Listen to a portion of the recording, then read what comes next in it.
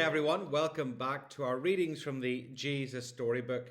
Last week we heard about God's promise to Abraham and how he gave him a son. This time we're going to continue on with that, looking at God's present. God knew that his secret rescue plan would only work if Abraham trusted him completely. God had to make sure Abraham would do whatever he asked. So a few years later, God asked Abraham to give him a present. Abraham liked giving God presents. He gave God his animals. They were called sacrifices. And they were a way to say, I love you to God. But this time, God didn't want a lamb or a goat. God wanted Abraham to give him something more, much more. He wanted Abraham to give him his son, his only son, the son he loved, Isaac. Put his boy on the altar and kill him as a sacrifice. How could God want him to do such a terrible thing?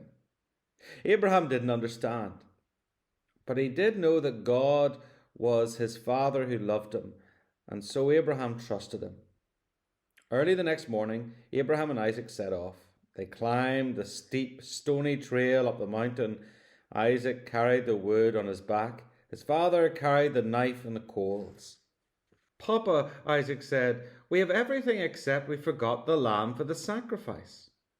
God will give us the lamb, son, Abraham said. They built an altar and laid the wood on top. Abraham asked his son to climb on top of the wood. Isaac didn't understand, but he knew his father loved him, and so he trusted him. He climbed up onto the altar, and Abraham tied the boy to the wood. Isaac didn't struggle or try to run away. He just lay there quietly, and he didn't make a sound. Everything was ready. Abraham took the knife. Tears were filling up his eyes. Pain was filling up in his heart. His hand was shaking. He lifted up the knife high into the air. Stop, God said. Don't hurt the boy. I want him to live and not die. I know that you love me because you would have given me your only son. Abraham felt his heart leap for joy. He unbound Isaac and folded him in his arms. Great sobs shook the old man's whole body. Scalding tears filled his eyes, and for a long time they stayed like that, in each other's arms, the boy and his dad.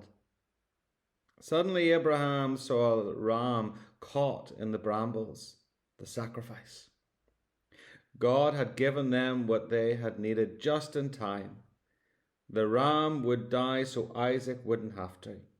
And so Abraham sacrificed the ram instead of his son. And as they sat there on the mountaintop, watching the embers of the fire die in the cooling night air, the stars above them sparkling in the velvet sky, God helped Abraham and Isaac understand something. God wanted his people to live, not die. God wanted to rescue his people, not punish them. But they must trust him.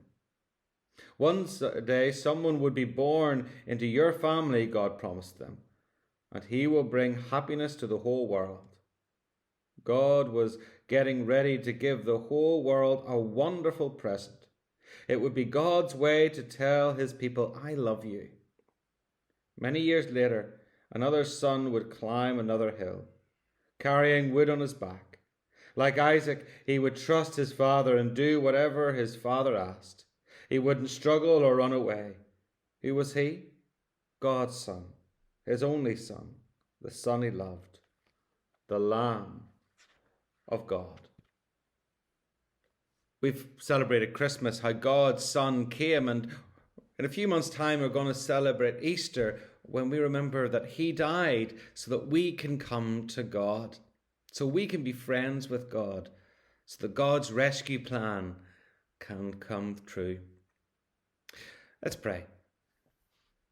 Lord God, we thank you for your Son, the Son who died so we don't have to, the Son who makes us live and can come to you.